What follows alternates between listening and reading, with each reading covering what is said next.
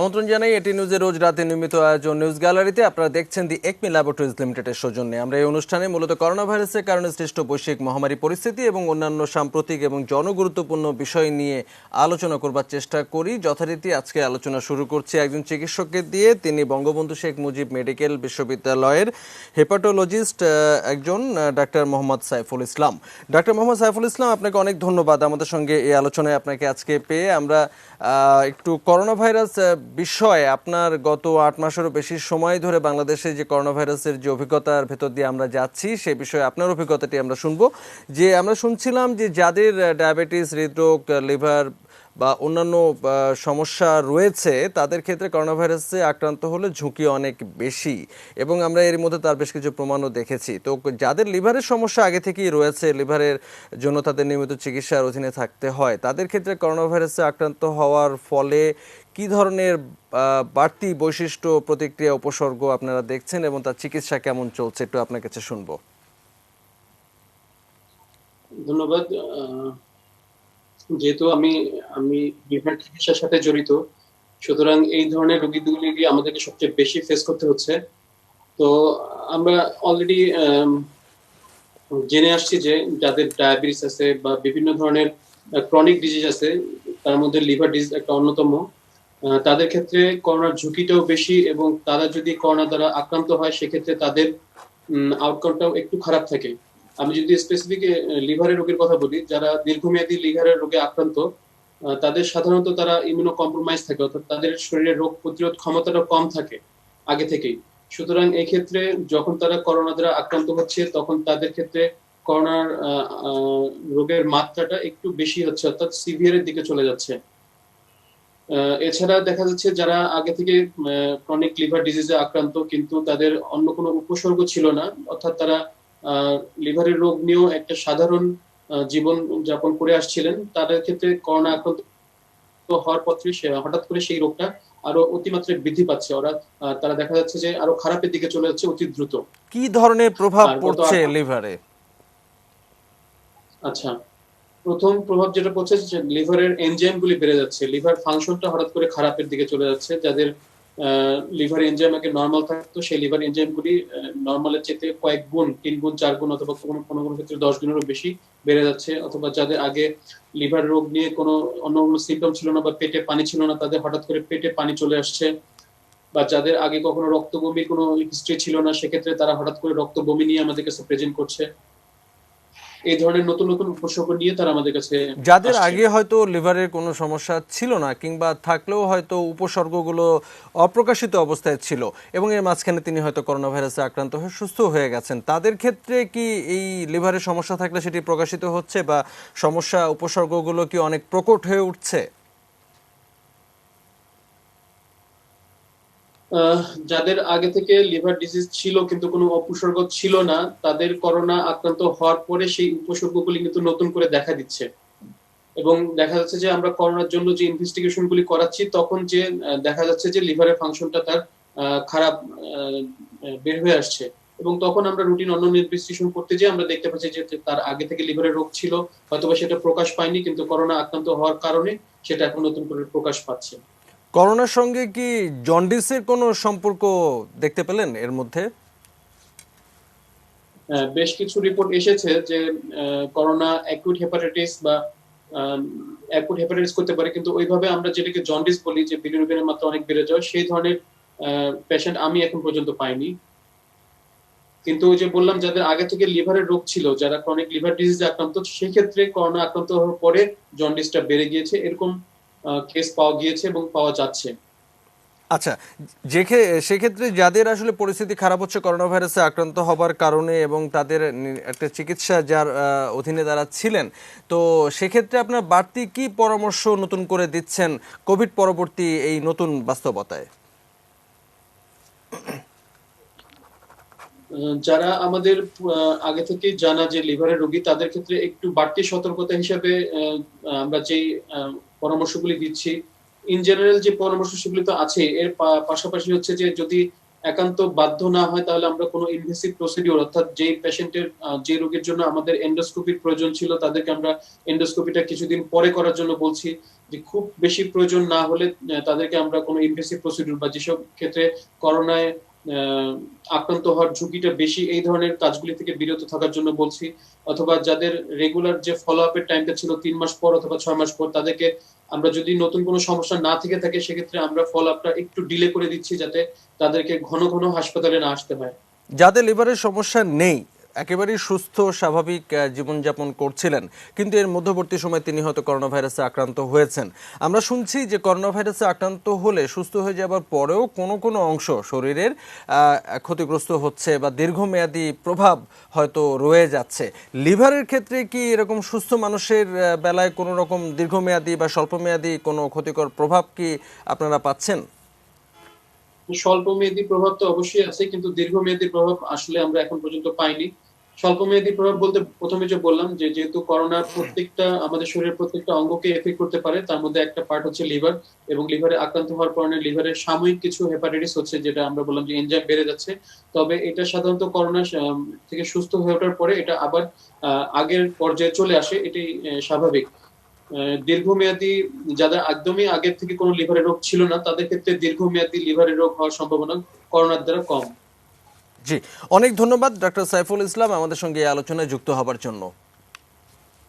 আপনাকেও ধন্যবাদ আমাকে কানেক্ট করার জন্য। আমরা কথা বলছিলাম বঙ্গবন্ধু শেখ মুজিব মেডিকেল বিশ্ববিদ্যালয়ের হেপাটোলজিস্ট ডাক্তার মোহাম্মদ সাইফুল ইসলামের সঙ্গে। আমরা অন্য প্রসঙ্গে আলোচনা শুরু করব। দুজন নতুন অতিথিও যুক্ত হবেন কিছুক্ষণের মধ্যে, তবে ছোট্ট বিরতি নিয়ে তাদের সঙ্গে যুক্ত হব, সঙ্গে থাকবেন।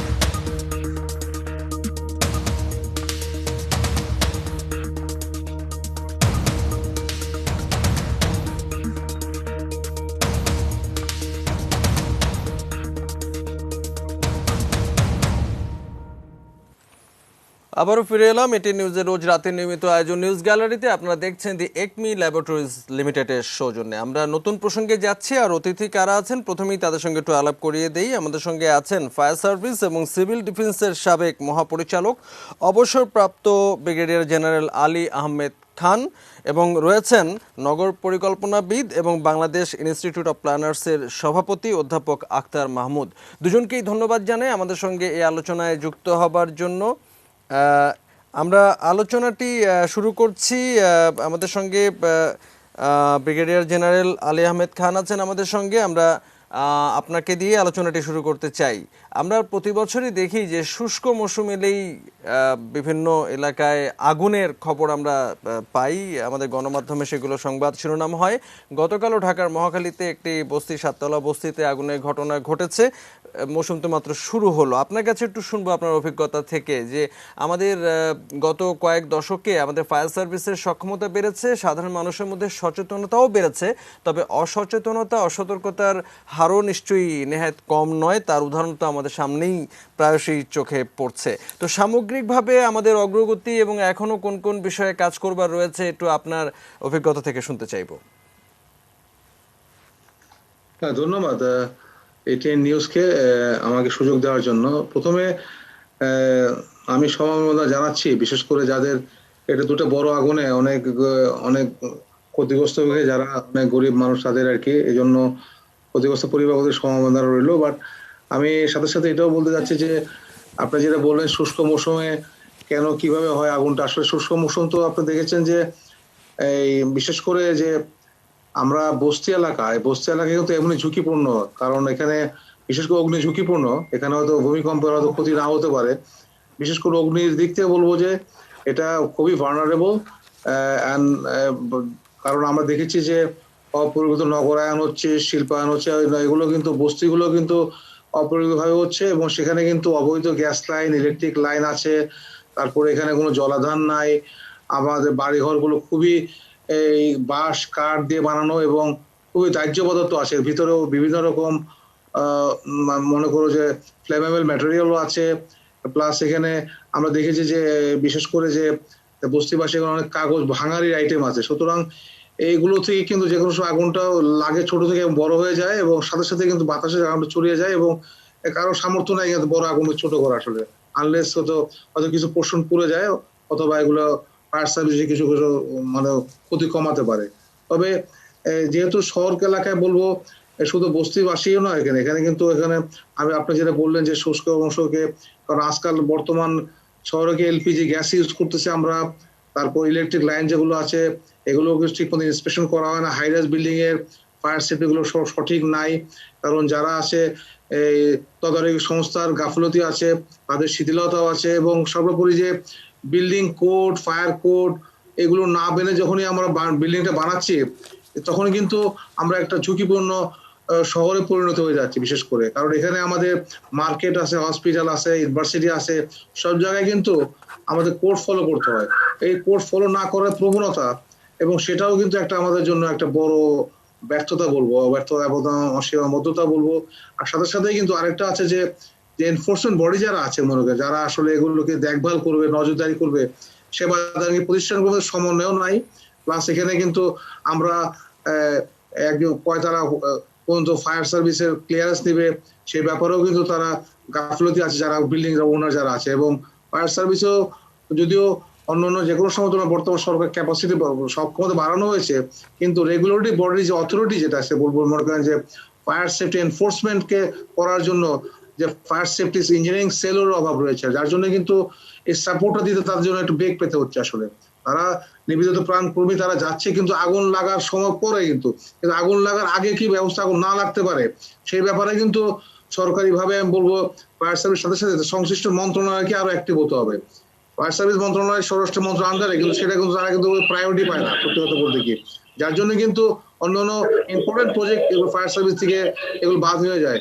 যেমন আমি বলবো যে আমরা যদি মনে করি যে আপনি এই যে ঢাকা কিন্তু ওই অনেক ফায়ার স্টেশন গুলো মানে আছে, যদি আমরা পুলিশ এবং ফায়ার স্টেশন বলি, একসময় ঢাকায় 10টা ফায়ার স্টেশন ছিল এবং থানা ছিল 10টা 12টার মতো, কিন্তু এখন থানা হয়ে গেছে 54, কিন্তু থানা হয়ে গেছে 54। আর ওদিকে আমরা দেখেছি যে আমরা পুলিশ ফায়ার স্টেশন হতে আমাদের 17টা হয়েছে, 12টা থেকে 5টা বেড়েছে আসলে। সুতরাং আমাদের রেসপন্স টাইম, আগুনটা কিন্তু ছোট থেকে বড় হয়, যেহেতু ট্রাফিক জ্যাম, এখানে হাইড্রেন্ট সিস্টেম আমাদের নেই, এবং যখন আগুন লাগতেছে তখন দেখা যাচ্ছে যে এই ফায়ার সার্ভিস পৌঁছাতে বলতে আগুনটা অনেক বড় হয়ে যায়, তার ক্যাপাসিটির বাইরে চলে যায়। সুতরাং এই চ্যালেঞ্জগুলো কিন্তু ফায়ার সার্ভিস ফেস করতে হচ্ছে। যে চ্যালেঞ্জগুলোর কথা আসলে আপনি উল্লেখ করলেন সেগুলো কিন্তু আমরা প্রতি বছরই যখনই একটি বড় আগুনের ঘটনা ঘটে ঢাকা কিংবা সারা দেশের যে কোনো স্থানে, আমরা কিন্তু সেই প্রবলেমগুলো নিয়ে বারে বারে আলোচনা করি এবং সেই ধরনের প্রবলেমগুলোকে আইডেন্টিফাই করা এবং সেগুলোকে সুষ্ঠু সমাধানের মধ্যে নিয়ে আসা, এরকম অনেক উদ্যোগের কথাও আমরা শুনি। কিন্তু কিছু কিছু অগ্রগতি যে হয় না তা না, অগ্রগতি নিশ্চয়ই হয়, তারপরও সমস্যা আসলে রয়ে যায়। আপনাকে যদি একটু জিজ্ঞেস করি যে ঠিক এই মুহূর্তে ঢাকা শহরের মতো একটি জনবহুল একটি শহরে প্রধান চ্যালেঞ্জ কোনটি রয়ে গেছে, যেটা আমাদের অতি দ্রুত আসলে সমাধান করা দরকার, বেশি মনোযোগ দেওয়া দরকার? না, আপনার যদি এখন টোটালি ফায়ার যদি সেফটি মানুষের মানে যেটা হলো সুরক্ষা যদি চিন্তা করতে পারেন, এখানে আমি যেটা এখন যেটা প্রায়োরিটি মনে করি, ঢাকা শহরে কিন্তু বিভিন্ন রকম যেগুলো অপরিভাব নগরায়ন হচ্ছে, এটা যেটা হচ্ছে যার কিন্তু কোনো কন্ট্রোল নাই, লাগাম ছাড়া ভাবে। কিন্তু যেমন আমাদের হাইরাইজ বিল্ডিং হয়ে যাচ্ছে অ্যাপ্রুভাল যে রাজুকের, সেখানে কিন্তু রাস্তাঘাট নেই, রাস্তাগুলো প্রশস্ত করার প্রয়োজন রয়েছে, এবং যে রাস্তার বিল্ডিং এ 15তলা 10তলা বিল্ডিং হওয়ার কথা না, সেখানে 15তলা বিল্ডিং হয়ে যাচ্ছে এখানে without clearance of fire service. কিন্তু যখনই বিল্ডিং ভেঙে পড়তেছে, আগুন লাগতেছে, সবাই কিন্তু ব্লেম দিচ্ছে ফায়ার সার্ভিসকে। আসলে এই একটা সমস্যা। আর আমরা যেটা মনে করি যে এই বিভিন্ন সেবাদানকে প্রতিষ্ঠানগুলোকে একটা সমন্বয়ের মধ্যে কাজ করতে হবে, এবং তাকে একটা সিটি গভর্নমেন্টের আওতা আনতে হবে। আসলে বিভিন্ন মিনিস্ট্রি আছে, কিন্তু যখন মিনিস্ট্রিগুলো আমরা যাচ্ছি, ministry they are blaming each other, আসলে that is a very unfortunate part. আসলে তো যখন এই সমন্বয়ের কথা আসলে যারা কাজ করেন নগর পরিকল্পনা বা ব্যবস্থাপনার সঙ্গে বিভিন্ন সেবা সংস্থার সঙ্গে কাজ করার অভিজ্ঞতা, তারা সবাই আসলে বারে বারে বলছেন এবং এই বিষয়টি নিয়ে নিশ্চয়ই আমাদের নীতি নির্ধারকরা ভাবেন, অ্যাটলিস্ট আলোচনাটি শোনেন। আমরা আপনার কাছে আবারও ফিরবো। অধ্যাপক আক্তার মাহমুদ আমাদের সঙ্গে আছেন, যিনি নগর পরিকল্পনাবিদ এবং বাংলাদেশ ইনস্টিটিউট অফ প্ল্যানার্সের তিনি সভাপতি। আমরা যে আলোচনাটি আসলে করছিলাম যে প্রতি বছরই ঠিক এই মৌসুমটি, শুষ্ক মৌসুমটি শুরু হলেই কিন্তু একের পর এক আগুনের ঘটনা আমরা চারপাশে ঘটতে দেখি এবং তা নিয়ে তখন আমরা আলোচনা শুরু করি যে কোথায় আমাদের সমস্যা, কোথায় উন্নতি করতে হবে, কিভাবে সক্ষমতা বাড়ানো যাবে। এবং বারে বারে ঘুরে ফিরে কিন্তু সেই বিল্ডিং কোড মানা, ফায়ার কোড মানা, এরকম অনেক কথা কিন্তু আসলে আমরা শুনি, কিন্তু শেষ পর্যন্ত সেগুলো কতখানি মাঠ পর্যায়ে বাস্তবায়িত হয় তা নিয়েও কিন্তু একটা প্রশ্ন রয়েছে মানুষের সচেতনতার নানা মাত্রা নিয়েও। আমরা আটকে যাই কোথায়? ধন্যবাদ আপনাকে। জি, আমরা যে জায়গায় আটকে যাই সেটা হচ্ছে বাস্তবায়নের। আমরা একটি প্ল্যান, সুন্দর একটি প্ল্যান তৈরি করতে পারি অথবা একটি ভালো বিল্ডিং কোডও তৈরি করতে পারি। আমাদের ব্যবস্থাপনার যে কৌশলপত্র, সেই কৌশলপত্রগুলো সুন্দর করে তৈরি করতে পারি, কিন্তু আলটিমেটলি যে কথাটি আপনি বললেন মাঠ পর্যায়ে কোথায় গিয়ে থেমে যায় হচ্ছে এই জায়গায় যে এই কোড অথবা প্ল্যান যেটাই করে না কেন তার কমপ্লায়েন্স, অর্থাৎ তার সেই অনুযায়ী সেটা যেন তৈরি হয় এবং সেই ব্যবস্থাপনাটুকু সেই কৌশলপত্রের আলোকে যেন করা হয়। সেটা যদি না করতে পারি তাহলে আমরা প্রত্যেকবারই এই একই ধরনের রিপিটেশনই হতে থাকবে। যে কোনো ঘটনা ঘটবে, আমরা আলোচনা করব এবং সেটা পরবর্তীতে আর কোনো ফলাফল পাওয়া যাবে না। যতগুলো অগ্নিকাণ্ডের ঘটনা এই পর্যন্ত ঘটেছে, সেটা আপনার পুরান ঢাকায় বলেন অথবা এফআর টাওয়ারে বলেন অথবা কোনো বস্তিতেই বলেন না কেন, নিম্নবিত্ত আবাসন যেসব জায়গায় আছে সেখানে কথাই বলেন না কেন, ঘুরে ফিরে কথা কিন্তু একই ধরনেরই থেকে যায়। তো এইখানে রাজধানী উন্নয়ন কর্তৃপক্ষ এই ঢাকা শহরের একমাত্র প্রতিষ্ঠান যারা ভূমি উন্নয়ন নিয়ন্ত্রণ করে এবং তদারকিটা করে থাকে। তো এই জায়গাটাই আমি বলবো যে যখন একটি ভবন তৈরি হয় সেই ভবনটা তার অনুমোদিত প্ল্যান অনুযায়ী তৈরি হলো কিনা এই তদারকিটা মাঠ পর্যায়ে তাদের বিল্ডিং ইন্সপেক্টররা করে থাকে। তাদের বিল্ডিং ইন্সপেক্টরদের একটা প্রধান দায়িত্ব হচ্ছে সেটা অনুমোদিত প্ল্যান অনুযায়ী তৈরি হবে সেটাকে দেখভাল করা এবং সেটাকে সেই অনুযায়ী মানে মাঠ পর্যায়ে এটাকে বাস্তবায়ন করা। এখন অনুমোদিত প্ল্যানেরও অনেক সময় আমরা দেখি ব্যত্যয় ঘটিয়ে ভবন তৈরি হয়, উঁচু বিল্ডিং তৈরি হয়, দুই পাশে বর্ধিত আকারে তৈরি হয় বিল্ডিং, তো নানাভাবে তৈরি হয়। আরেকটি বিষয় আছে খুব গুরুত্বপূর্ণ, সেটি হচ্ছে অগ্নিকাণ্ডের ঘটনা যেহেতু আমরা আলোচনা করছি, এখানে বৈদ্যুতিক যে সরঞ্জামাদিগুলো ব্যবহার করা হয় সেগুলোর একটা স্ট্যান্ডার্ড এখানে মেনটেন করতে হয়। ভালো মানের বৈদ্যুতিক সরঞ্জামাদিগুলো তৈরি করা এবং টাইম টু টাইম সেগুলোকে আবার দেখভাল করা যে এটা যে মানসম্পন্ন অবস্থায় আছে কিনা অথবা কোনো সমস্যা আছে কিনা। তো আমাদের একটা সময় আসে বছরের, যে সময়টা একটা শুষ্ক মৌসুম চলে, এই নভেম্বর থেকে শুরু করে মার্চ এপ্রিল পর্যন্ত, এই যে সময়টুকু, সেই সময় আমরা দেখি বিভিন্ন ধরনের অগ্নিকাণ্ডের ঘটনা বেশি ঘটতে। অন্যান্য সময় ঘটে কিন্তু এই সময়টাতে বেশি ঘটে। তো এই যে ঘটনাগুলো ঘটে সেই সময়ে যারা ব্যবহারকারী আছে, যারা ভবন মালিক আছেন, ব্যবহারকারী আছেন, তাদের দিক থেকেও একটা বিশেষ সতর্কতা থাকতে হবে যে তাদের বৈদ্যুতিক তার বা বৈদ্যুতিক যেসব সরঞ্জামাদিগুলো আছে সেগুলো যেন ঠিক মতো কাজ করে এবং যে সকল উঁচু বিল্ডিং আছে বা উঁচু দালান আছে সেখানে ফায়ার ফাইটিং এ যে সকল ইনস্ট্রুমেন্ট গুলো আছে সেই ইনস্ট্রুমেন্ট গুলো যেন মানে কাজের মধ্যে আছে, অকেজ হয়ে পড়ে না থাকে সেই জায়গাগুলো দেখা এবং মাঝে মাঝে যে বিল্ডিং মানে ফায়ার ড্রিল আছে, ফায়ার ড্রিলের এই ব্যবস্থাগুলোকে রাখা। তো সামগ্রিকভাবে এটা নাগরিকদের যেমন দায়িত্ব আছে, কর্তৃপক্ষের দায়িত্ব আছে এবং ফায়ারের সাথে যারা সম্পর্কিত আছে তাদেরও দায়িত্ব আছে। সবাই মিলে আসলে যে কোনো কাজকে সমাধান করতে হলে সকলেরই একটা যৌথ এফোর্ট লাগে, সেই জায়গাটাই আমি জোর দিতে চাই। সবাইকে সম্পৃক্ত করার একটা উপায় আসলে আমরা আজকে আলোচনায় একটু খুঁজতে চাই। এরপরে আপনার কাছে আবারও যখন আসবো তখন এই বিষয়টি নিয়ে একটু শুনতে চাইবো যে সাধারণ মানুষকে কিভাবে সচেতনতা এবং অগ্নি নির্বাপনী দক্ষতা বাড়ানোর ক্ষেত্রে কিভাবে সম্পৃক্ত করা যায়। আমাদের সঙ্গে সাবেক মহাপরিচালক ফায়ার সার্ভিস ও সিভিল ডিফেন্সের ব্রিগেডিয়ার জেনারেল অবসরপ্রাপ্ত আলী আহমেদ খান আছেন। আপনার কাছে আমরা আরেকটি বিষয় একটু শুনবো যে আমরা পরিকল্পিত ভবন, পরিকল্পিত স্থাপনায় আগুন লাগে, আমরা বনানীর ভবনেও সেটি দেখেছি। এরকম ক্ষেত্রে তো আসলে এক ধরনের নিয়ম ভাঙার একটা প্রবণতা যেমনটি দেখি, কিন্তু আমরা যদি একটু পরিসংখ্যানের দিকে তাকাই সেখানে একটু উল্লেখযোগ্য পরিসংখ্যান কিন্তু আমরা দেখি যে প্রতি বছর বস্তি এলাকায় কিন্তু অনেক বেশি আগুনের ঘটনা ঘটে, যেটি আসলে সেই অর্থে নিয়ন্ত্রিত বা পরিকল্পিত স্থাপনা নয়। এই বস্তি এলাকা বা যেখানে একটু অনিয়ন্ত্রিতভাবে বেড়ে ওঠা কলোনি, সেখানে অগ্নি নির্বাপন ব্যবস্থা তৈরি করা বা বাড়তি মনোযোগ দেয়া, এই বিষয়গুলো নিয়ে কি কোনো পরিকল্পনা, কোনো চিন্তা ভাবনা, আলোচনা আছে কিনা? সত্যি কথা বলতে কি, বস্তিগুলো তো আমাদের আশেপাশে বিভিন্ন জায়গায় আছে। এগুলো কিন্তু সরকারি জায়গায় আছে, কিন্তু বেসরকারি জায়গায় আছে।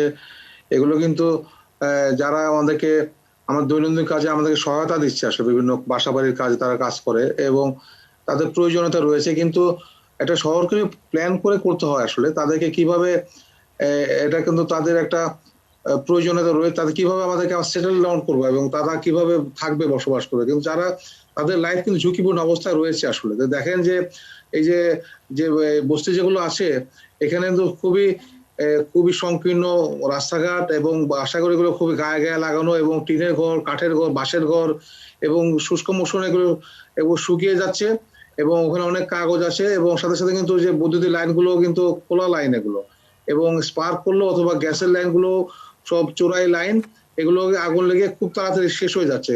এটা কিন্তু টোটালি এদের জীবনটা ঝুঁকিপূর্ণ অবস্থা আছে। কিন্তু আবার এখানে কিন্তু কিছু বাণিজ্যও হয়, পলিটিক্যাল বাণিজ্য হতে পারে। এখন যেটা আমি বলবো যে এখানে অনেকে করে হয়তো বাস্তা হয়তো আগুন লাগাই দিতে পারে, সেটাও তো তদন্ত করে জানা যাবে। কিন্তু এদের জন্য আসলে একটা, যেহেতু শহরে এদের প্রয়োজনটা রয়েছে, আমরা শহরে আমরা তাদেরকে একটা নিরাপদ আবাসন দেওয়া দরকার রয়েছে। এখানে কিন্তু আমি বলবো যে ফায়ার ব্রিগেড কিন্তু এদের সাথে বিভিন্ন এনজিওর সাথে এরা কিন্তু ট্রেনিং দেয় আমরা, বিশেষ করে ফায়ার ব্রিগেডের বস্তি এলাকার যারা। কারণ এখন দেখেন বস্তি এলাকা কিন্তু আগুন লেগে কিন্তু আগুন লাগতেছে কিন্তু মানে যেটা মানুষের জীবন হানি কমে গিয়েছে আসলে। কারণ যেহেতু অপরিকল্পিত নগরায়নের একটা বড় অংশে বস্তি এলাকাগুলোতে বেশি আগুনের ঘটনা ঘটে, আপনি বলছিলেন যে তাদেরকে নিয়মিত প্রশিক্ষণ, বস্তিবাসী মানুষকে বেশি নিয়মিত প্রশিক্ষণের একটা উদ্যোগের কথা আপনারা বলছেন। পাশাপাশি সেখানে অগ্নি নির্বাপনের জন্য নিয়মিত কিছু ব্যবস্থা আগে থেকেই রাখা এবং তাদেরকে সারা বছরই এক ধরনের প্রশিক্ষণের মধ্যে রাখা, আশেপাশের যারা বাসিন্দা তাদেরকেও এক ধরনের সহযোগিতা, প্রশিক্ষণ, এই ধরনের ব্যবস্থায় রাখা, এরকম সামগ্রিক একটা পরিকল্পনা কি করা সম্ভব কিনা? অবশ্যই পরিকল্পনা তো করা যায়, পরিকল্পনা করে পরিকল্পনা বাস্তবায়ন করাও তো একটা বড় চ্যালেঞ্জ আমি মনে করি। তো এখানে যেহেতু আমি একটা স্বল্পকালীন পরিকল্পনা যেটা রয়েছে সরকারের, যেহেতু বস্তিবাসীরা যারা আছে তাদের কিন্তু অনেক প্রয়োজনীয়তা রয়েছে, আমাদের ঢাকাবাসীদের যারা আছে বিভিন্ন অবস্থাপনা তাদের সাপোর্ট দেওয়ার জন্য। তো এখানে কিন্তু যেটা আছে যে বস্তিগুলো কিন্তু অগ্নি ঝুঁকিপূর্ণ, এটা কিন্তু অগ্নি থেকে এবং আপনার অন্যান্য আপনার এখানে ল্যান্ডস্লাইড, যেটাকে বলবো যে আপনার ওয়াটার ক্লগিং হয়, পানি জমে যায়, সব দিক থেকে কিন্তু বস্তি এলাকায় কিন্তু নিচু এলাকার মধ্যে আছে এবং আগুনের ঝুঁকিপূর্ণ রয়েছে। সেই ব্যাপারে কিন্তু আমরা বিশেষ করে এনজিও সহায়তা এবং গভর্নমেন্টের একটা, যেটাকে ডিজাস্টার দুর্যোগ মন্ত্রণালয় একটা ব্যবস্থা নিয়েছে যে আরবান কমিউনিটি ভলান্টিয়ারের মাধ্যমে ফায়ার সার্ভিস, সিভিল ডিফেন্স তাদেরকে বিশেষ করে প্রশিক্ষণ এবং মহড়া দেওয়া হয়। এবং যেহেতু সেখানে কোনো বাড়িঘর নাই, পানি নাই, অ্যাটলিস্ট তাদেরকে শিক্ষা দেওয়া যে আগুন যদি লেগে যদি যায় তাহলে কিভাবে তারা এভাকুয়েশন করবে। সেই জন্য কিন্তু আমরা দেখতে আগুন লাগতেছে, কিন্তু আগুন তো ঠেকানো যাবে না, কারণ সেখানে কিন্তু সবকিছু ইলেকট্রিক বৈদ্যুতিক লাইনগুলো রয়েছে, এগুলো খুবই ঝুঁকিপূর্ণ অবস্থায় আছে। সেই জন্য কিন্তু আগুনটা বড় হয়েছে খুব তাড়াতাড়ি। কিন্তু মানুষের জীবনের হয়তো মারা যাচ্ছে না, কিন্তু তাদের সম্পদ ক্ষতি হচ্ছে আসলে। সেই জন্য কিন্তু অ্যাটলিস্ট রেগুলার মহড়ার মাধ্যমে তাদেরকে প্রশিক্ষণ দেওয়া হয়, আরবান ভলান্টিয়ার, এবং তার সাথে কিন্তু বস্তিবাসীরাও থাকে। আমরা আরেকটা প্ল্যান করেছি যে বলেছে যে মেয়র মহোদয়কে এই বস্তিগুলোকে যেন বিভিন্ন ব্লকে ভাগ করে দেওয়া আসলে, একটা ব্লকে ভাগ করলে হবে কি, বড় রাস্তা থাকলে হবে কি, একটা ব্লক পুড়ে যাবে কিন্তু ওটা শিফট হবে না আসলে আগুনটা। সেই ব্যাপারে কিন্তু তাদেরকে প্রশিক্ষণের মাধ্যমে তাদেরকে অ্যাটলিস্ট তাদেরকে সক্ষমতা বাড়ানো হতে যাচ্ছে। এবং ওখানে কিছু কিছু জায়গায় এই কিছু কিছু এনজিওদের সহায়তা, ওখানে কিছু অ্যালার্ম সিস্টেম করা হচ্ছে, কিছু জলাধার করা হচ্ছে এবং ওদের কিছু ইকুইপমেন্ট দেওয়া হয়েছে আসলে। সে ব্যাপারেও কিন্তু দুর্যোগ মন্ত্রণালয়ের একটা উল্লেখযোগ্য ভূমিকা রয়েছে। তবে আমি মনে করি যে অ্যাটলিস্ট দীর্ঘ বস্তিতে আগুন লাগতেই পারে, তার জন্য কিন্তু সরকার পরিকল্পনা নিয়েছে যে তাদের কিছু বাসস্থান দেওয়া এবং সেখানে টেম্পোরারি হয়তো একটা বাসস্থানগুলোর মধ্যে সেখানে তাদেরকে ভাড়া দেওয়া হবে বাসস্থানগুলো, সেভাবে প্রধানমন্ত্রী একটা পরিকল্পনা গ্রহণ করেছে আর কি। তবে দীর্ঘমেয়াদের জন্য, কারণ যেহেতু এই তাদেরকে ঢাকার পরিকল্পনার প্রয়োজন হতে পারে, আমি মনে করি সে বস্তিগুলোকে ঢাকা বাইরে নিয়ে যেতে হবে। সেখান থেকে আমাদের যদি একটা স্যাটেলাইট টাউন করে সিটি করে এবং তাদেরকে যদি কমিউনিকেশন ব্যবস্থা করে দেওয়া হয়, তাহলে তারা যদি সকালে within half an hour they can come to Dhaka city and go back to again, রাতে চলে যেতে পারে। এভাবে কিন্তু পরিকল্পনার প্রয়োজন রয়েছে। ঢাকাতে যেহেতু একটা ঢাকার জায়গার খুবই মূল্য রয়েছে এবং সেই পরিপ্রেক্ষিতে বলবো যে আমাদেরকে ঢাকার জায়গাও কম আসলে, সেজন্য কিন্তু এদের সাপোর্টের প্রয়োজন রয়েছে। সেজন্যই আমি মনে করি একটা সুন্দর পরিকল্পনা করা, যেখানে একটা সমস্ত মন্ত্রণালয়ের দায়ভার রয়েছে, বিশেষ করে এলজিডি ডিপার্টমেন্ট রয়েছে, ফায়ার আপনার দুর্যোগ মন্ত্রণালয়, তারা যদি একটা প্ল্যান করতে পারে তবেই কিন্তু একটা সুষ্ঠু ঢাকা করতে পারে। সেখানে আমার আক্তার ভাই আছে, আক্তার মাহবুব ভাই বলতে পারবে যে একটা কিভাবে পরিকল্পনা করতে পারলে অ্যাটলিস্ট আমরা মনে করি এই বস্তিবাসীদের জীবন রক্ষা পাবে, অ্যাটলিস্ট তারাও আমাদের শহরের আমার জীবনকে সাপোর্ট দিতে পারবে এবং তাদের জীবন সুরক্ষিত হবে। সেটা তার মাধ্যমে আসলে আমরা সবাই সুরক্ষিত থাকবো এবং নিরাপদ থাকবো, এটি আসলে একটা বড় চাওয়া এবং বড় একটি কামনা আমাদের। আমরা অধ্যাপক আক্তার মাহমুদের কাছে যে বিষয়টি একটু শুনতে চাই আর কি, যে আমরা অগ্নি নির্বাপনের এই সক্ষমতা বা সামগ্রিক দক্ষতার জায়গাতে আমরা যদি সব পক্ষকে সম্পৃক্ত করে যদি একটি নির্ভরযোগ্য টেকসই একটি ব্যবস্থা তৈরি করতে চাই, সেক্ষেত্রে আসলে কি করণীয়? আমরা জানি যে আমাদের ফায়ার সার্ভিসের কর্মীরা তারা নিজেদের জীবন বাজি রেখে যখনই কোনো দুর্ঘটনা ঘটে তখনই তারা কিন্তু এগিয়ে আসেন এবং সমাধান করবার চেষ্টা করেন, কিন্তু অগ্নি দুর্ঘটনাই যেন না ঘটে বা ঘটলে যেন সব ধরনের মানুষকে কার্যকর উপায়ে যেন সহযোগিতাটি নিশ্চিত করা যায়, এই বিষয়ে আসলে সারা বছর ধরে নিশ্চয়ই কিছু একটি কর্মসূচি থাকা উচিত, পরিকল্পনা থাকা উচিত। আপনি কি যোগ করবেন? হ্যাঁ, আপনি যেটা বলছিলেন সেটি হচ্ছে একটা হচ্ছে প্রিপারেশনের ব্যাপার, যে নগরকে কিভাবে সক্ষমতা তৈরি করা, আরবান রেজিলিয়েন্টের বিষয়টা, যে কোনো ডিজাস্টার হোক, যে কোনো দুর্যোগ হোক, তাকে মোকাবেলা করার জন্য পূর্ব থেকে যে প্রস্তুতিটা। এখন অগ্নিকাণ্ডের যে বিষয়টা, এটা অগ্নির সাথে যারা কাজ করেন সেই এক্সপার্টরা অনেক ভালো বলেন। তারা যেটা বলেন যে শুরুতেই এটা ঝুঁকিটা সবচেয়ে বেশি থাকে, যদি তখনই এটাকে নিভিয়ে ফেলার ব্যবস্থা রাখা যায় তাহলে এই আগুনটা ছড়াতে পারে না। তাহলে এখন যে সকল দালান কোঠা বা ইমারতের মধ্যে এই ধরনের প্রিকশনারি যে সকল যন্ত্রপাতি রাখা, পানি অগ্নি নিভানোর যে সকল ইনস্ট্রুমেন্ট রাখার কথা বিল্ডিং কোডে বলা হয়ে থাকে, সেগুলোকে রাখা এবং সেই অনুযায়ী যারা বাসিন্দা থাকবেন তাদেরকে ফায়ার ড্রিল করানো, এটা একটা বিষয় যেটি হচ্ছে প্রিপারেশনের ব্যাপার, যেটি হচ্ছে আগে থেকে প্রস্তুতির ব্যাপার।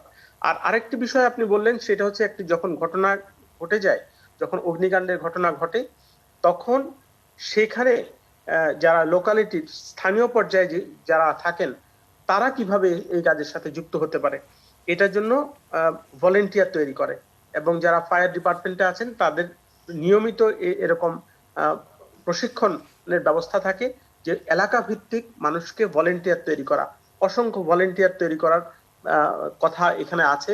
এবং সিডিএমপি যখন প্রজেক্টটা হয় সেখানেও প্রচুর ভলেন্টিয়ার তৈরি করা হয়েছিল। তো এই স্থানীয় পর্যায়ে এই সকল ভলেন্টিয়াররা, স্বেচ্ছাসেবীরা, তাদেরকে যদি এই ড্রিল গুলো করানো হয়, ট্রেনিং গুলো করানো হয়, তারা কিন্তু এই কাজে সহায়তা করতে পারবে। এখন আমি এই দুটো বিষয় বললাম যে আগে এবং পরবর্তীতে কি হতে পারে। আরেকটি বিষয় হচ্ছে যে যখন কোনো একটি এলাকার ল্যান্ড ইউজ, ভূমি ব্যবহার এবং ফ্লোরের ব্যবহার, এগুলো কিভাবে করা হবে তার একটা অনুমতি পত্র কিন্তু রাজুক থেকে নেওয়া হয়। এখন আমরা যদি দু একটি কেসের কথাও বলি, যে এমনও দেখা যায় যে একটি আবাসিক এলাকার মধ্যে গুদামজাত করা হয় অথবা দাহ্য বস্তু রাখার ব্যবস্থা করা হয়, কিন্তু এটার জন্য যথেষ্ট মানে কোনো অনুমোদনই নেয় না, অথবা যারা রাখেন তারকে মানে কোনো একটি দুর্ঘটনা ঘটতে পারে সেরকম কোনো চিন্তা করে কোনো ব্যবস্থাও রাখে না। আমরা পুরান ঢাকার কথা দেখেছি, যেখানে আবাসিক এলাকার মধ্যেও আমরা দেখেছি যে দাহ্য বস্তু স্টোর করার ব্যবস্থা করা হয়েছে। তো বিশেষ করে পুরান ঢাকায় অনেকগুলো ঘটনা ঘটেছে, প্রত্যেকটি ঘটনার পরপরই সেখানে বলা হয় যে এখান থেকে গুদামগুলো সরিয়ে নিতে হবে, দাহ্য বস্তু রাখা যাবে না, বিস্ফোরক বস্তু রাখা যাবে না। এগুলো কিন্তু একেবারে খুব নিয়ম কানুন গুলো কিন্তু স্পেসিফাই করা আছে, একবার সুনির্দিষ্ট ভাবে তৈরি করা আছে, কিন্তু যখন এই ঘটনাগুলো ঘটে তখন বলা হয় যে এদেরকে সরিয়ে নেওয়া হবে, কিন্তু আমরা দেখি না পরবর্তীতে এই পদ্ধতিটা আর কাজ করে বা তাদেরকে সরিয়ে নেওয়া হচ্ছে। তো এই জায়গাটা আমি বলবো যে যারা স্থানীয় সরকারে আছেন, মানে সিটি কর্পোরেশনে আছেন বা ফায়ার ডিপার্টমেন্টে আছেন, তারপরে রাজুকে আছেন, এটা একটা ঐক্য মত এখানে তো অবশ্যই তৈরি হয়ে আছে, এটাকে বাস্তবায়ন করা। এই ধরনের ঝুঁকিপূর্ণ কোনো ব্যবহার ইমারতের ভিতরে অথবা কোনো একটা এলাকার মধ্যে এই জিনিসগুলো রাখা যাবে না। এই ব্যাপারে আমার মনে হয় কোনো ধরনের কম্প্রোমাইজ না করাই ভালো। ঢাকা শহরে এখন যে বাস্তবতায় আমরা আছি, জানি আমরা যে অনেকগুলো রাস্তার কাজ চলছে, বড় বড় স্থাপনা তৈরি, অবকাঠামোর তৈরির কাজ চলছে এবং এক ধরনের বিশৃঙ্খলাও আছে কিন্তু নির্মাণযোগ্য উন্নয়ন কাজের প্রেক্ষাপটে। তো এই পরিস্থিতিতে আপনার কাছে কি মনে হয় ঢাকা শহরে কোন কোন অঞ্চল, কোন কোন এলাকা, কোন কোন স্থাপনা সবচেয়ে বেশি ঝুঁকির মধ্যে রয়েছে এই মুহূর্তে? আপনি কি অগ্নিকাণ্ডের দিক থেকে চিন্তা করে বলছেন? জি জি জি, অগ্নিকাণ্ডের দিক থেকে বলছি। জি, আপনি আপনার অনুষ্ঠানের প্রথম দিকেই বলেছিলেন যে এই বস্তি এলাকাগুলোতে অনেক বেশি অগ্নিকাণ্ডের ঘটনা ঘটে।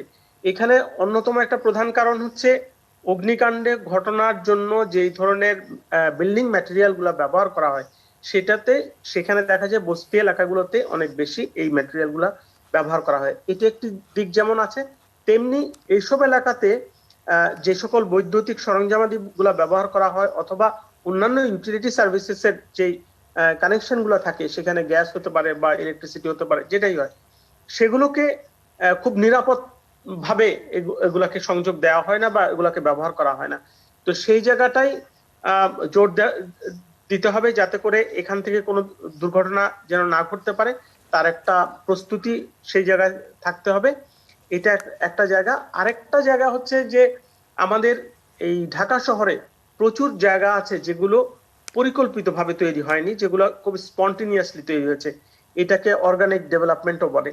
এই যে স্পন্টেনিয়াসলি যে সকল এলাকাগুলো তৈরি হয়েছে, সেখানে সরু গলি আছে, যেখানে ইভাকুয়েশনের জন্য যথেষ্ট পরিমাণ প্রশস্ত রাস্তা থাকে না। এই জায়গাগুলো কিন্তু ঝুঁকিপূর্ণ। এই ঝুঁকিপূর্ণ এই কারণে যে সেখানে উদ্ধার কার্য আপনাকে চালাতে অসুবিধা হবে। তো সেই জায়গাটাই আমরা বলবো যে এই পরিকল্পিত যে ডিটেল এরিয়া প্ল্যানটিও হচ্ছে, সেখানেও যেন এই রাস্তা প্রশস্তকরণের ব্যাপারটি যেন থাকে।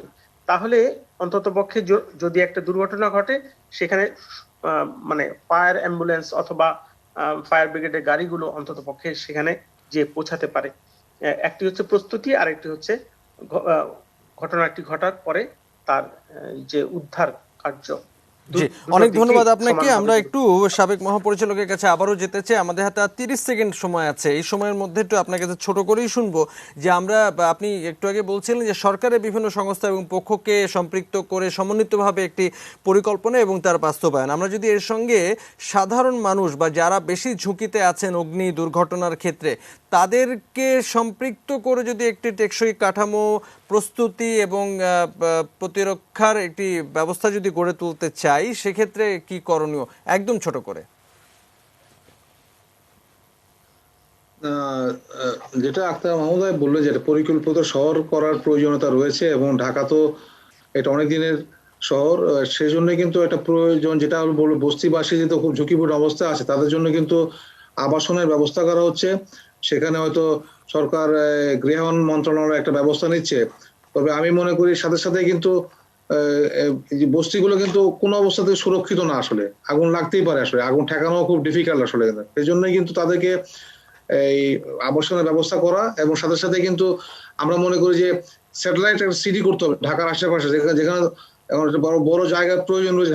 ঢাকাতে তো এত জায়গাগুলো নেই, সেখান থেকে যেন লিঙ্ক আপ করে দিই আমরা এই বস্তিবাসীগুলো, তারা এসে কাজ করে আবার চলে গেল, আসলে সেটা একটা এটি ব্যবস্থা একটি হতে পারে হয়তো আসলে। দীর্ঘমেয়াদে হয়তো একটি সমাধান হয়তো হতে পারে। নিশ্চয়ই এটা নিয়ে যারা ভাবার তারা ভাবছেন এবং নিশ্চয়ই আমরা তার একটা সুফল দেখতে পাবো, আমরা সেই আশাটি রাখতে চাই।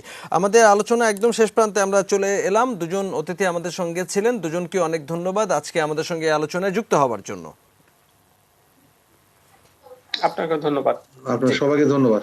আসসালামু আলাইকুম। ওয়ালাইকুম আসসালাম। আমরা কথা বলছিলাম দুজন অতিথির সঙ্গে, ছিলেন আমাদের সঙ্গে ফায়ার সার্ভিস এবং সিভিল ডিফেন্সের সাবেক মহাপরিচালক অবসরপ্রাপ্ত ব্রিগেডিয়ার জেনারেল আলী আহমেদ খান, এবং আমাদের সঙ্গে ছিলেন নগর পরিকল্পনাবিদ এবং সভাপতি বাংলাদেশ ইনস্টিটিউট অফ প্ল্যানার্স অধ্যাপক আক্তার মাহমুদ। আমরা আমাদের আলোচনার একদম শেষ প্রান্তে চলে এলাম। দর্শক হিসেবে যারা ছিলেন আমাদের সঙ্গে এতক্ষণ টেলিভিশন সেটের সামনে কিংবা অনলাইনে, তাদের সবাইকে অনেক ধন্যবাদ।